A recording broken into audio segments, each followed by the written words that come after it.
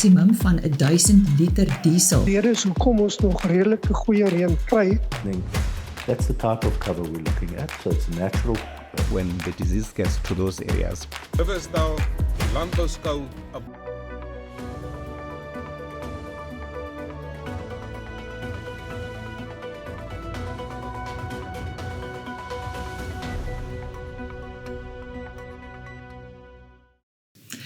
In vandag se nuus, plaaslike produsente en vervoermaatskappye het hierdie week slegte nuus ontvang toe 'n aantal landboubesighede hul boeke tydelik vir grootmaat brandstofbestellings gesluit het. Dit kom na aanleiding van die konflik in die Midde-Ooste wat op 28 Februarie uitgebreek het. Beide BKB en OVK het kliënte ingelig dat hul voorsieningsketTINGS ontwrig is en dat hulle nie tans brandstofvoorsiening kan waarborg nie. OVK het gesê hy is genoodsaak om sy dieselbestelboek by brandstofverspreidingspunte te sluit, aangesien die maatskappy se brandstofverskaffers onmiddellike prysverhogings geïmplementeer het. BKB het op sy beurt gesê geen verdere direkte brandstofaflewerings sal plaasvind nie en dat 'n maksimum van 1000 liter diesel per brandstofkarretjie toegestaan sal word.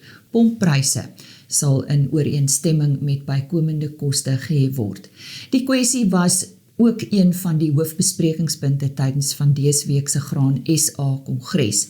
Plaasmedia se Christelise Miller het by die kongres met Graan SA se hoofekonoom Corneille Lou gesels. Goeiedag, ek's Corneille Lou, ek's landbouekonoom by Graan SA. Ons praat vandag hier by ons kongres. Ons baie kommer uitgespreek oor die oorlog wat in die Midde-Ooste aan die gang is en wat se invloed dit op ons insetpryse kan hê, veral op brandstof en iets soos kunsmis wat ook baie afhanklik is van energie. Ons het al vandag reeds gehoor ons onderverhaling op diesel op hierdie stadium vir die verwagting vir April is omtrent hier by R6 wat die dieselprys kan styg. So ons lede is redelik bekommerd daaroor. Ons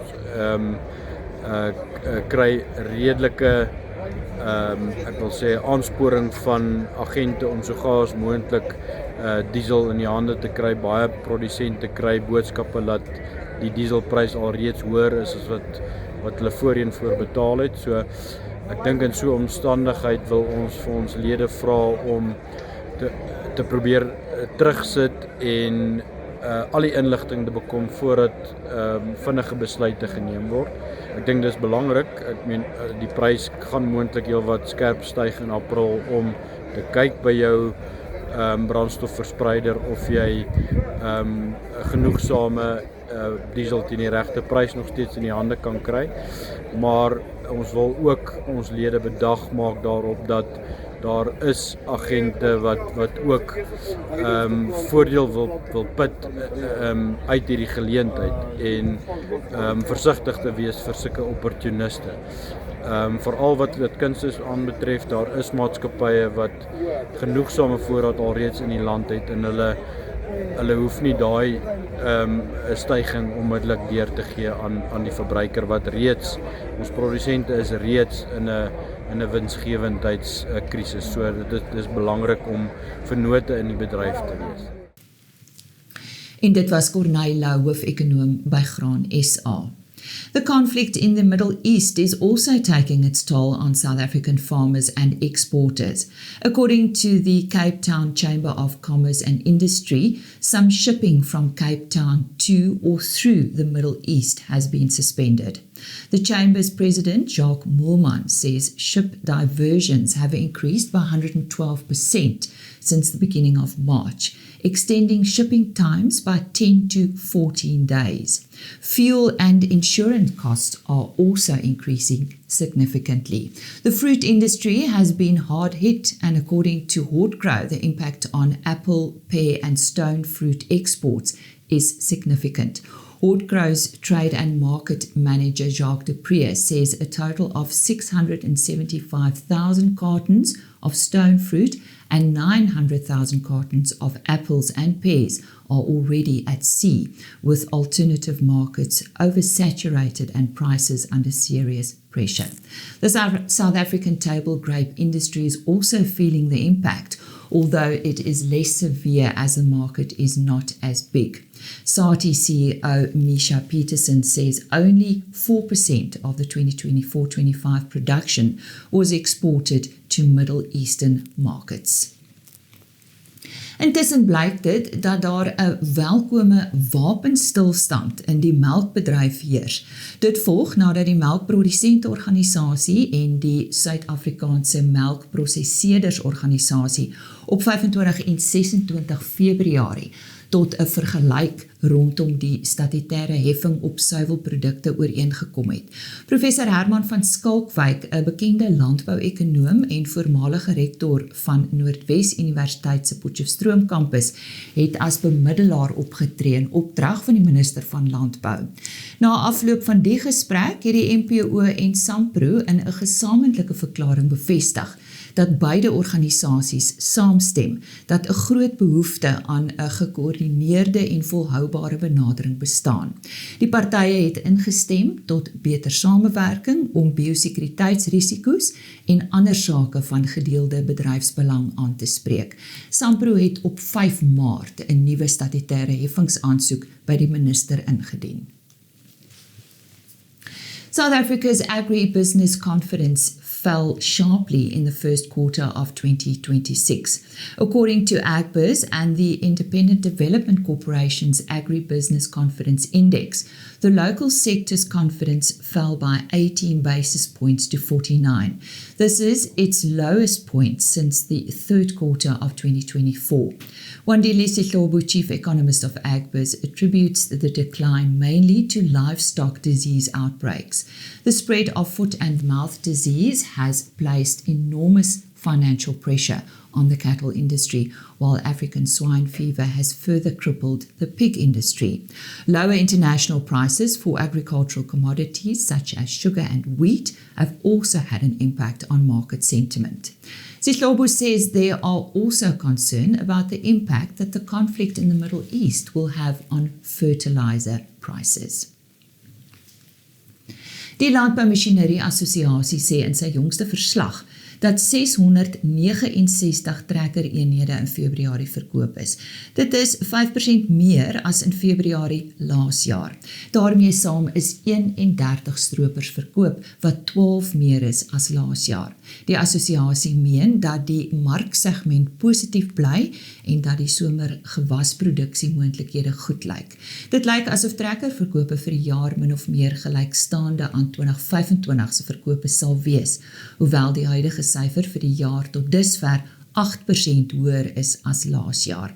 Dieselfde geld vir stroperverkope wat sover 50% hoër is as verlede jaar. While South Africa's only independent sugar refinery, Tongaat Hewlett, is on the brink of liquidation, cheap imported sugar continues to flow into the country. According to the South African Revenue Service, more than 24,600 tons of sugar have been imported from countries such as Brazil, India and Thailand since January this year. This is more than the total sugar imports in 2020, 21 and 22. The local Sugar Cane Growers Association says the imports have a direct impact on Tongaat Hewlett, which has already approached the court for provisional liquidation. The company's future and thousands of jobs are at stake. The Minister of Trade, Industry and Competition, Parks Tau, and the Industrial Development Corporation are currently seeking to oppose the liquidation application and continue the company's rescue plan. However, the association warns that even if Tongaat Hewlett is saved, weak import levies will continue to undermine its core business. A workable import levy is needed to protect Tongaat Hewlett and South Africa's sugar producers. And we end today's news on a victorious note. South Africa can once again boast that it is home to the world's top sheep shearers. This comes after the country's sheep shearers took home top honours during the 2026 Golden Shears World Championships in Masterton, New Zealand. During the competition, Bonile Rabela was crowned blade shearing world champion for the second time in his career. His teammate, Tebogo Nyatsa, secured the silver medal with an outstanding performance in the same division. Rabela and Nyatsa took second spot in the blade shearing teams division and continued their momentum in the All Nations blade shearing division, where Nyatsa won gold and Rabela secured bronze. Congratulations to both gentlemen and the team who stood behind them. And that's today's news.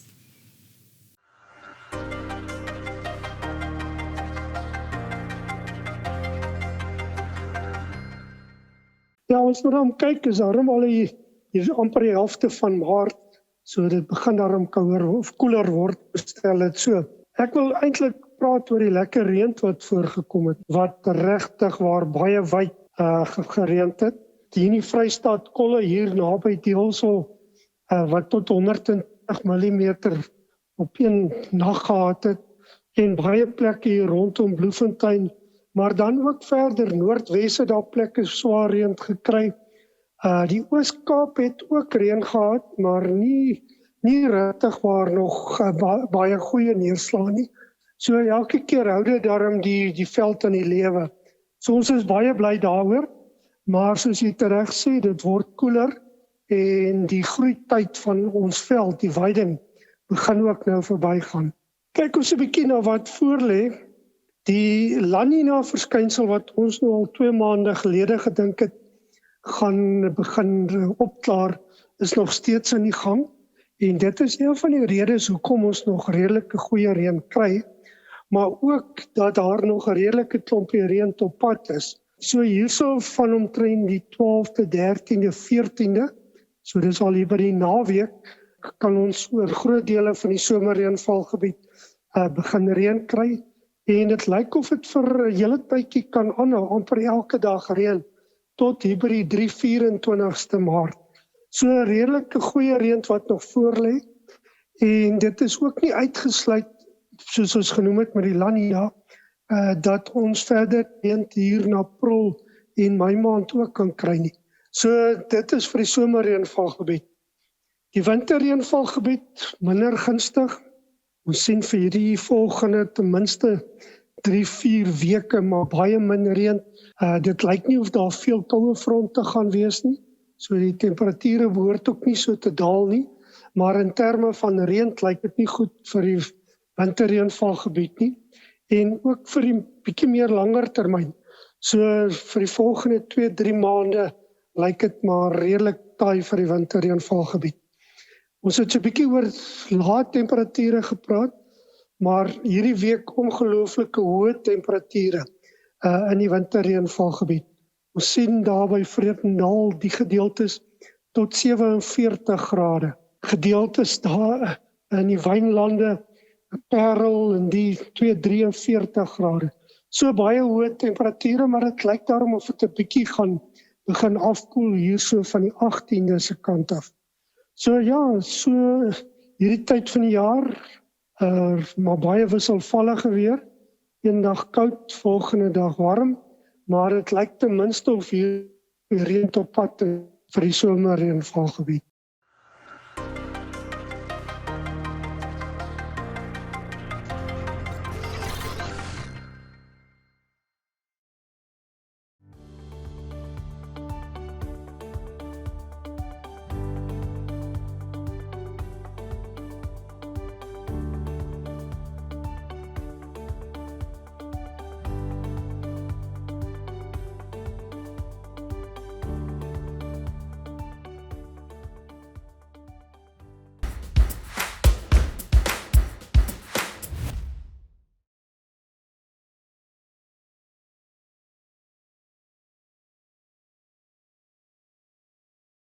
The National Wool Growers Association celebrates its centenary this year. Now, a few years ago, the association recognized a growing concern among wool producers. Ensuring their flocks had become almost unaffordable. The NWGA partnered with Hollard to develop a specialized insurance solution focused on affordable disaster coverage. This coverage has saved many a producer from potentially devastating financial losses over the year. Andries Wiese from Hollard joins us today. Andries, 100 years for the National Wool Growers Association. What do you think of that? That's a wonderful milestone. It's a wonderful milestone, and as commodity organizations go, one has to recognize that that makes them the oldest one in the country. They started all of this, and today we can't imagine an agricultural environment without commodity organizations. But to your introduction, the fact that we developed a solution together proves exactly the importance of an organization such as the NWGA, where they realize their members have a particular need and a particular problem that needs mitigation, and they stood up and they said, let's find a solution, and that's where we come in. When did you join hands? We've obviously been working together for many years. This particular solution is about 8 years old when it was initiated. And if you can recall, about 8 years ago, we had quite substantial cold spells within the country. And obviously from the cold, this evolved. As I mentioned in my introduction, Hollard offers a specialized insurance solution with unique coverage. So what do you cover? I think it's important to understand that initially, farmers could always insure their livestock, but it was quite a bit of ponderous exercise, and it wasn't necessarily targeted at efficiency. It simply covered particular things. So what we've done now is we said in the centenary year is the absolutely right time to relook at this, rebuild it, and put it together in such a way that it gives the decision-making power back to the farmer. He's got a lot more scope for his own choices and his particular situation so that he can mitigate at an affordable price. And I think that's the basic solution behind it. The cover is what we are always exposed to as farmers in terms of natural environment, cold, water, hail, snow, wind, storms, lightning. That's the type of cover we're looking at. So it's natural perils that the sheep are exposed to. And the nice thing now is we now give the farmer the opportunity to then say, looking at my flock, looking at my farming operation, how can I structure this that it suits me not only from the exposure point of view, but also from a pricing point of view. Are there any limits? There are limits. As with all things, one has to be realistic as well. But what has changed, and changed substantially, is that we do not force you into a particular block. So we give you a scope, and we say anything from R1 million to 10 million rand as an overall limit. For your flock, you can pick a number, and then within that, you pick a sub-limit for the individual sheep, anything up to 4,000 rand per animal. We automatically give you lambing cover for 800 rand, and then all of this is put together and then rated. And I think the important thing to understand is, yeah, this is all good and well, but what's it going to cost me? And I think that's the obvious next question. What are the rates? What are the rates? And the easiest way is just to use round numbers. So R1 million worth of cover is going to cost me 3,500 rand a year, provided I'm a member of the NWGA. Right. And this is where the playing together with the NWGA comes into fruition, where your membership actually gives you this advantage. If you were not a member, you could also buy this cover, but it's going to cost you close to double the price. So there's a substantial monetary advantage to being a member of the NWGA, utilizing your commodity organization as a tool to also make it financially easier for you on the farm. Are there any co-payments? There is a basic excess. In the past, there are all sorts of things that came into play. It's a straight, flat 25,000 rand or 10% of the loss, whichever is the greater. So that's your excess, as we refer to in the industry. I think the important thing to also highlight is there's a 10-day waiting period. So if the hailstorm is imminent, don't go and take this cover because I'm not going to pay your claim. That's as simple as it is. So from when you take out the policy, the first 10 days you won't have any cover, but after 10 days the full cover is in place, and it's an annual policy, so every year you can decide yay or nay and how do we want to continue it. And obviously as your flock evolves during the year, you can make changes to the policy, prorated in whichever direction. Any other advice? Important for farmers to understand that we're going into the winter season. It doesn't feel like that today in Pretoria where you and I are talking, but the reality is the cold is coming. And especially with sheep where we shear, we are exposing our animals to potentially life-threatening weather circumstances, but there are niceties in the policy as well, things like a bit of transit cover from the shearing shed, fire extinguishing costs, etc., that come into play. But my advice would be, look at your flock, see how you can mitigate and manage risk within your own appetite, because yours differs from mine. And do that, and together with your insurance broker, talk to the NWGA and use this product as one part of your financial planning and your mitigation plan, especially. It's a cost-effective, easy way to manage risk within your own environment.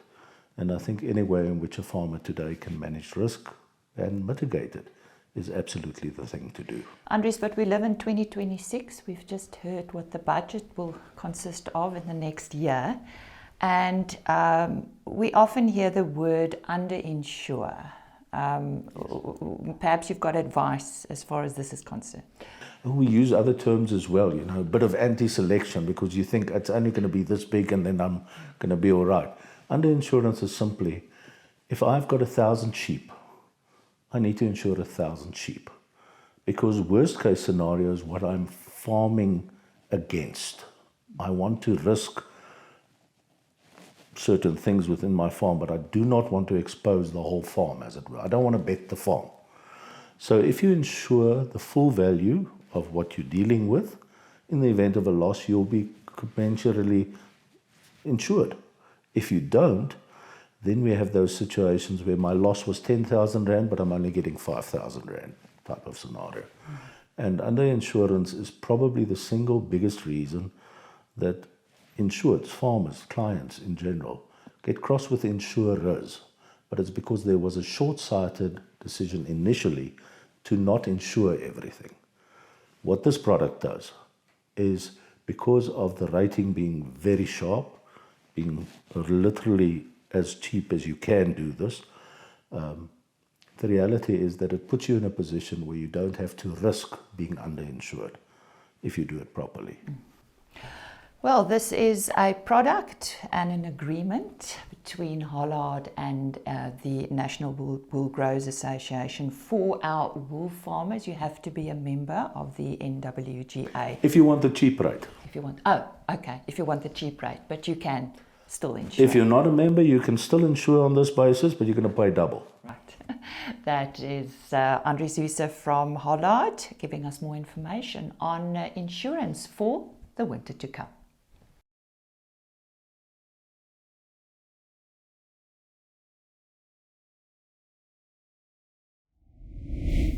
The North West Department of Agriculture and Rural Development is intensifying efforts to combat foot and mouth disease, marking a major milestone with the new vaccine supplies.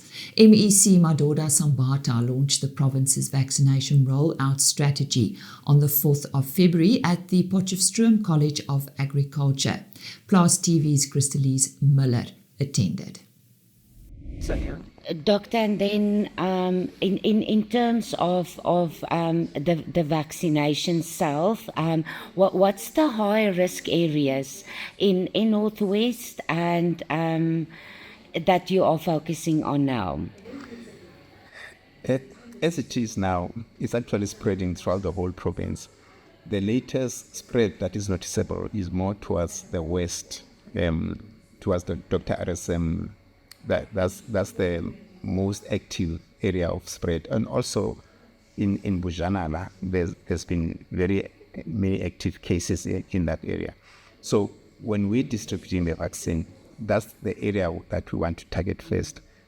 the idea, yes, is to slow down the spread. Part of reasoning would be to vaccinate, to create a buffer of vaccinated animals, such that when the disease gets to those areas, the infection won't take quite as much, and the spread won't be quite as fast.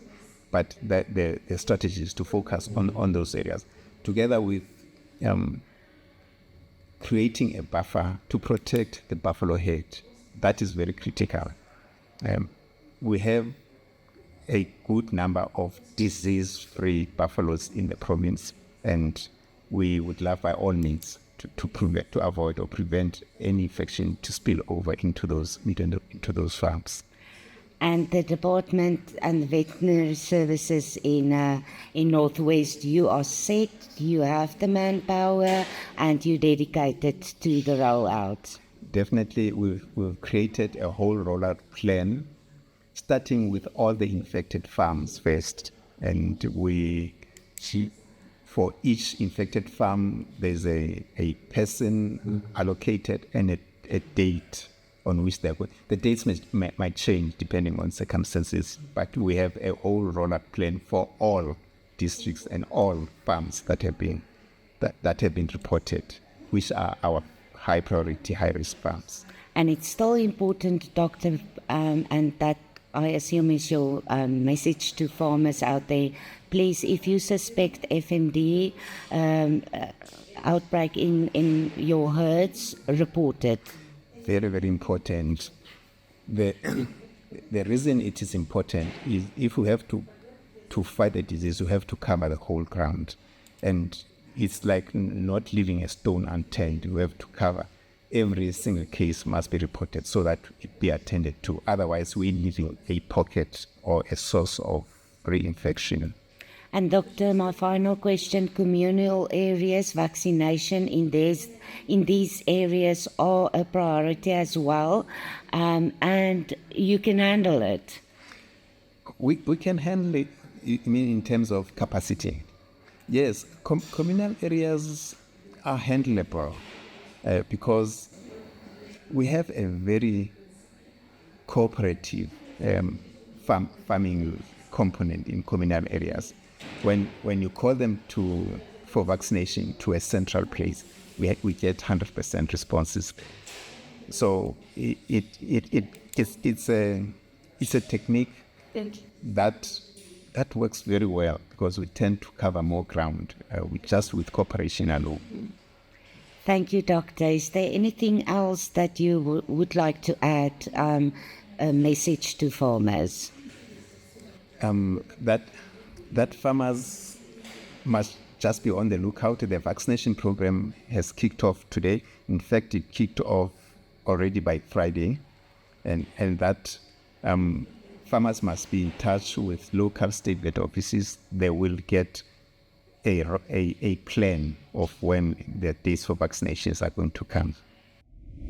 MEC, can you just briefly give us a wrap of today's events and what's your main message to farmers out there? Today, like any other province, in Northwest, we are launching officially the program of vaccination. Vaccination program is on the basis of the final response to the spread of foot and mouth disease in the province, which affect hoofed animals. Like I have said, dominantly it has affected cattle, and then few pigs and few goats have been affected in the province. As we stand, we received 100,000 doses. The dose we are using from today of 100,000, it's a repeat dose after 3 months, which means in 3 months' time, we must come back to the ones that we had originally vaccinated so that it has finally worked for the processes of suppression of exposure. As we speak of today, we have started in JB Max, which is the highest exposed municipal boundary in the province in Dr. Kenneth Kaunda. We're going to go all over in other areas. We're also going to prioritize farms that borders buffalo farmers and will prioritize borderline farms where we are in a border with another country. In this instance, we'll have a dedicated program to target bordering farms with Botswana. The next one that we're going to target priority on dairy farmers because it has affected them highly. This vaccination includes a farm, a communal area. It includes an SMME farmer and a commercial farmer. It has no color attached to it. It has all attachment to animals to be vaccinated, irrespective of who and where that person is. So today we have started a program and we're going to move all out of the province. Let me explain. The MEC is not the vaccination agent. Veterinary services staff are the ones who must do vaccination. With or without the MEC, there must be a vaccination. And on daily basis, veterinary services must attend to live cases so that we protect the possibility of further spread. Your message to farmers in the province? To farmers in the province, we are calling for them to come work and partner with us because the distribution for now is distribution by the state. Secondly, we are calling on farmers to keep reporting. Thirdly, we are calling for farmers who had not reported what had happened to them to come back and report so that we have proper records. Fourth and lastly, we are calling on farmers to abide by the movement regulations. You want to transport livestock, irrespective of where, report to veterinary services. For you to receive a permit to transport, you want to go to an auction, the auctioneer must report, yourself who goes to auction must report, so that we have proper records and our intervention measures are kept alive.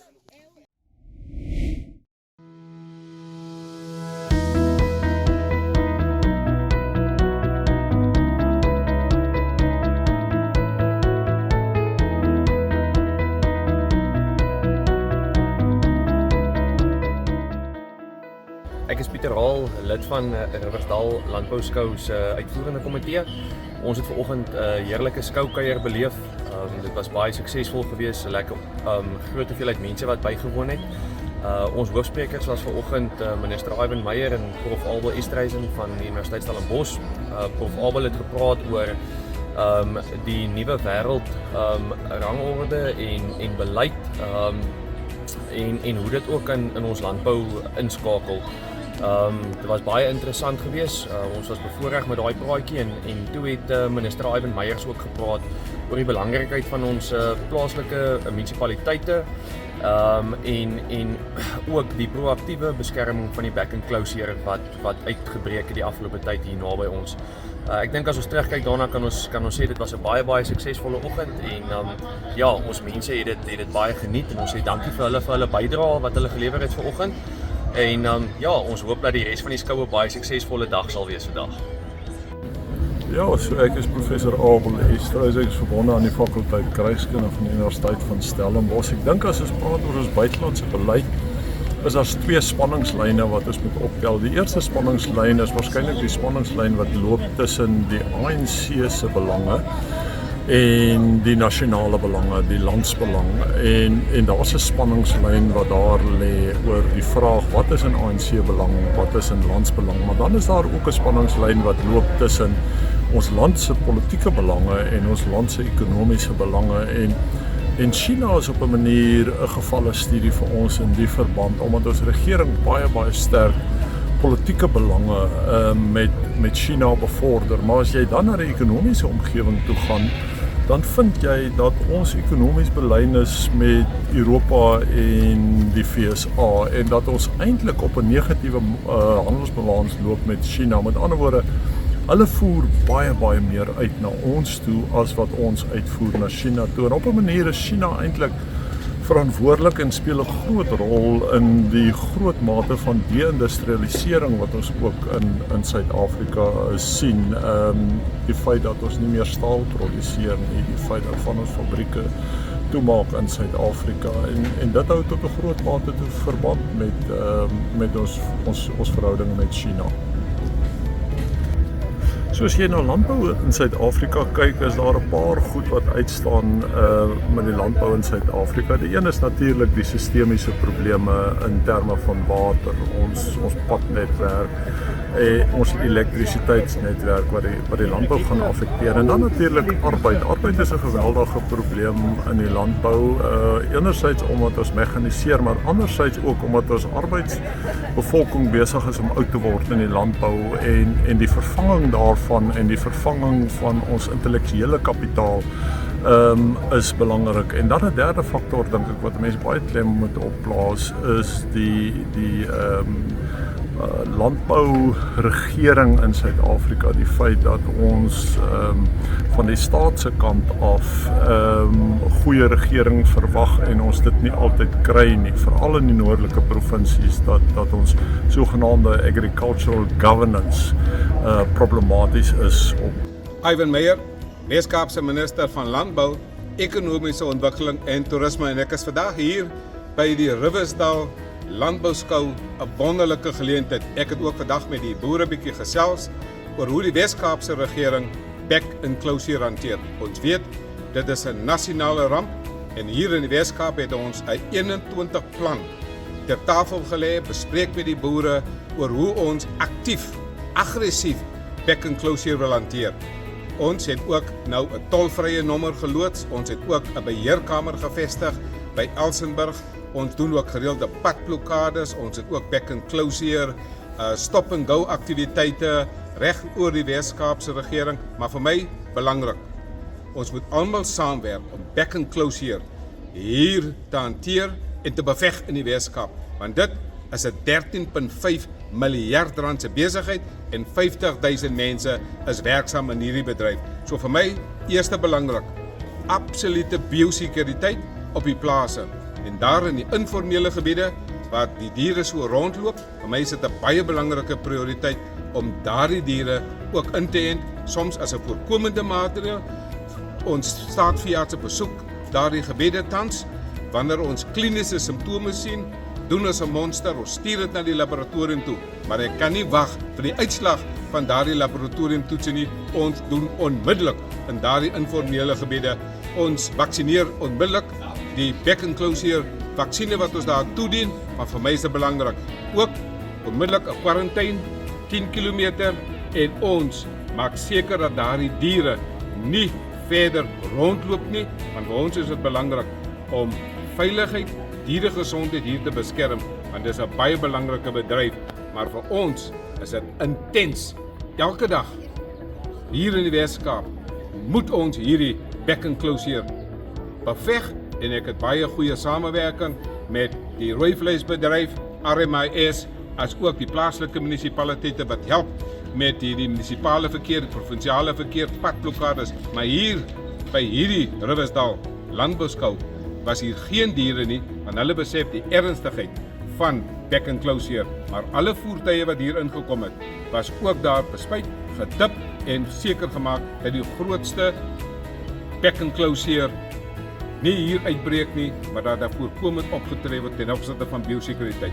Ek is trots op al die samewerking met die boere en verskeie rolspelers. En elke Dinsdag aand ontmoet ek die premier van die Weskaap al ons munisipaliteite om die nodige beheermaatreëls in plek te kry, maar ook om dit te monitor en terugvoering te gee oor wat het die afgelope week gebeur. My staatsveeartse staan gereed.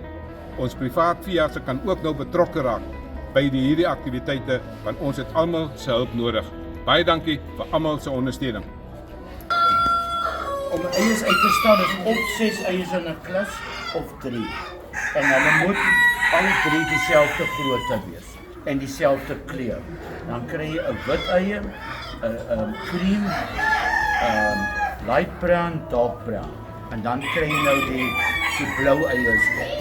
So hulle moet min of meer dieselfde grootte wees, soos hierdie een, daai 2 is reg, maar daai een is die odd een uit. En as jy soos by hierdie uitstalling, daai 3 eiers was perfek. Ons het die pierings weggegooi nou vir die vliee, dan breek hy die eier oop om te kyk of hy vars is. En hy moenie, want 'n vars eier se gel is styf, die wit. As hy oud is hy water. En ja, en hy moet nie sy kry eiers met 'n bloedspat so in. Hy moet ook eet. Goeiemôre, ek is Adrian Geldnys, ek is visiepresident hier by die Riversdal Landbougenootskap. 2026 is 'n moeilike jaar gewees, of uitdagende jaar gewees met die back and close hier, maar nog steeds het ons die positief daarin gesien en die skou moet voortgaan en die mense wil nog steeds ons skou kom bywoon. Die donderdag wat gewoonlik ons slaglamdag is met die jeugskou en ja, dit is ongelukkig wat ons nie kon doen nie, want ons het dit 2 weke voor die tyd het ons geweet, ons gaan besluit, gaan ons nog aan met die diere of gaan ons nie, en toe die geval hier by Mosselbaai van die back and close hier uitbreek, besluit ons vir die gemeenskap en vir die skou se veiligheid is dit beter om alle gesplete hoefdiere nie by die skou te hê nie. En toe moes ons natuurlik nou nuwe aktiwiteite uitdink. Ons het gedink om die donderdag, hoe gaan ons mense betrek? Toe dink ons begin met die skole. Die skole is nog steeds, ons sit gelukkig in Riversdal met 'n hele paar goeie skole. Ons het 3 hoërskole, 3 laerskole, dus almal kan betrek. En toen is die donderdagoggend het ons met die kleintjies, kan ek sê met die pre-primêre kinders, het ons bietjie die plaasaktiwiteite uitgebring. So ons het hulle bietjie laat maak of hulle skaap skeer, hulle het eiers uit die neste uitgehaal, hulle het gemaak of hulle koeimelk.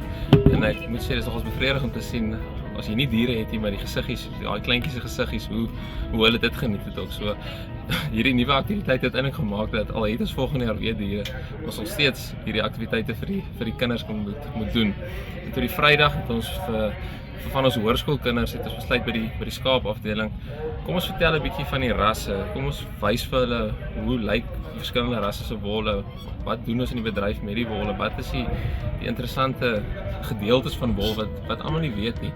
En ek moet sê die entoesiasme wat die kinders en die uitdrukking gesigte wat hulle het regtig goed geleer. En ons natuurlik 'n bietjie boeresport gedoen met die kinders.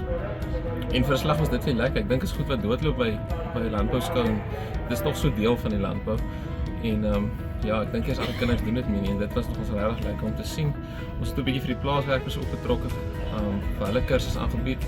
Eendag het ons 'n gifkursus aangebied en die volgende dag het ons 'n bietjie dieregesondheid en toe doen ons maar 'n bietjie die biosekuriteit, want almal is altyd bewus van hoe jy te werk moet gaan met alles. En wat lekker is, ons kom vir almal 'n sertifikaat uitrig en deesdae moet jy vir alle opleidings en goed, dit nog ons baie van pas gekom en almal was nog gewillig om by te woon. Maar 2026, dit is definitief nie 'n afgewaterde skou nie, dit definitief gaan nie sleg nie. Die perde word baie goed geondersteun. Die boerboelskou vandag, die Saterdag is nog regtig baie mense wat dit kom ondersteun en kom deelneem. Die pluimvee hokke is vol. Dit is regtig waar nog steeds 'n baie positiewe skou. As ek kyk na vandag van die voete, jy kan sien op die Saterdag die mense kom van ver af ook in die skous besig, beweeg hierso. So ek dink ons kan regtig waar ten spyte van die omstandighede, kan ons regtig waar goed voel oor Riversdal skou 2026.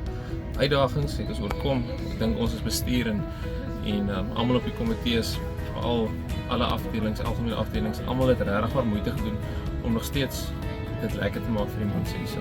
En as ek so kyk ook, die mense geniet dit, saans ook, die mense ondersteun nog steeds goed, so ek dink ons kan regtig wat baie positief en goed voel in hierdie uitdagende jaar vir Riversdal se skou.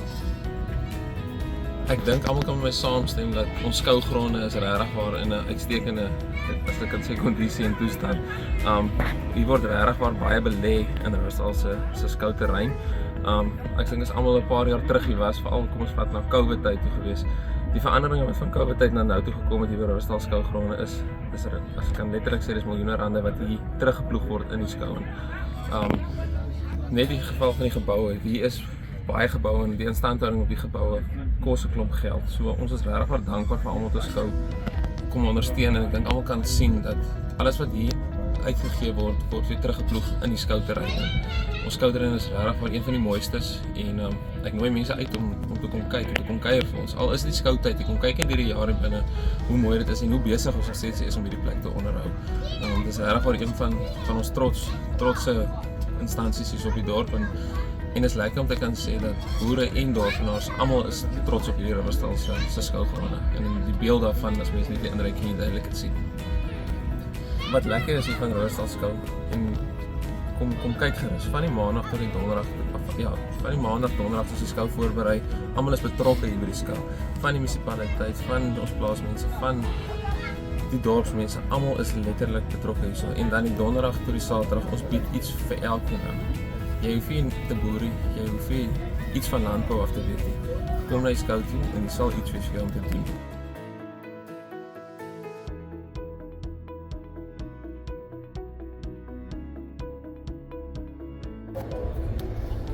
Goeiemôre, ek is Pieter Toa. Ek is bestuurder by SWD Petroleum op Riversdal. Ons is 'n mede-borg van die saamkuier oggend hier by Riversdal Skou wat altyd 'n groot sukses is en 'n groot spoggeleentheid is. En ek wil sommer net so 'n bietjie praat oor die brandstofbedryf in Suid-Afrika. Jy weet, oor die afgelope klompie jare het brandstof al 'n groter rol begin speel in die landbou. En een van die grootste uitdagings waarmee ons sit is konstante produkvoorsiening. En die groot verskil het hoofsaaklik ingekom omdat tussen 90 en 95% van ons produk word ingevoer deesdae. Niks word meer plaaslik by ons raffinaderye geproduseer nie. So dit speel 'n groot rol. En brandstof by die boerdery en landboubedryf het al hoe noodsaakliker geraak. As jy daarna kyk, is dit nie net meer vir die voertuie en die implemente wat op die plaas gebruik word nie, maar dit moet ook energie vervang wat in die verlede deur Eskom aan ons boere voorsien is dit deesdae nie standhoudend nie en daarom moet die boere ook brandstof gebruik vir dit. Ook brandstof gebruik om water te pomp, paaie in stand te hou wat ook in 'n vervalle toestand deesdae is. Dit sit dan ook groot druk op die voorsieningsketting want daar word meer brandstof gebruik as in die verlede. Net so ter inligting ook, die Wes-Kaap is deesdae die provinsie met die tweede grootste hoeveelheid voertuie op die pad. En dit sit dan groot druk ook op ons padinfrastruktuur, nie net in die landelike gebied nie, maar ook op ons groot nasionale paaie en veral groot verkeersknopings in ons stede. Baie dankie vir die geleentheid. Ek waardeer. Mooi dag vir julle. Hallo, my naam is Daniel Rousseau. Ek is nasionale hoof van verkope by Nedbank Kommersiële Bankdienste en ons kuier vanoggend by Riversdal Skou wat ons 'n baie insiggewende gesprek gehad het oor internasionale handel en ook geopolitiek en die rol wat geopolitiek speel in internasionale handel en natuurlik Suid-Afrika wat 'n netto uitvoerder is van landbouprodukte en direk geïmpakteer word deur wat internasionaal besig is om te gebeur, veral wat handelsbetrekkinge aanbetref. Nou as 'n bietjie oor Suid-Afrika as 'n uitvoerland kan gesels, nie teenstande al die uitdagings wat ons in 2025 gehad het, meer spesifiek dan infrastruktuur en veral die uitdagings binne in Kaapstad Hawe wat 'n baie groot komponent van ons landbouuitvoere verteenwoordig.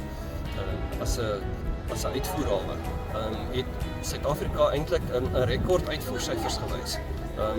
Waar ons in 2024 rolweg 13,7 miljard Amerikaanse dollar uit ons landbouprodukte uitgevoer het ons in 2025 eindig op 15,1 miljard Amerikaanse dollars uitvoere. Waarvan Afrika, dit in die verlede ook so gewees, maar Afrika is nog steeds ons grootste, as 'n groepering, ons grootste handelsvennoot. So rondom 44 na 45% van ons uitvoere gaan tans Afrika toe. Nie net Suidelike Afrika nie, maar die meeste in Sub-Sahara Afrika byvoorbeeld. En dan in die tweede plek kyk ons na Europa as ons tweede grootste handelsvennoot. En ons het gesels oor die impak van Amerika en AGOA, wat nou weer op die tafel is vir 'n jaar en die moontlike impak daarvan. Maar Amerika self verteenwoordig ongeveer maar 3 na 4% van ons totale uitvoere. Baie meer Weskaap spesifiek, hoë waarde spesifiek. So in 'n Weskaap konteks is dit ongelooflik belangrik. Maar ek dink as ons kyk na Afrika ook as 'n groei kontinent vir landbouuitvoere, is dit 'n ongelooflike moeilike kontinent om die besigheid te doen. Veral wat Suidelike Afrika betref, deur middel van SACU of dan die South African Customs Union. Waar Suid-Afrika nou deel is van, maar eintlik die senior vennoot is maar heelwat meer gee as wat ons kry uit die vennootskap uit. Maar ek dink tog as ons oor die langtermyn gaan kyk en die belangrikheid van Afrika, is dit goed wat ons moet fokus op. Natuurlik saam met uitbreiding van markte meer na die Verre Ooste toe byvoorbeeld en selfs Midde-Ooste. Wat ons sien waar ekonomiese groei in die volgende paar jaar eksponensieel behoort toe te neem.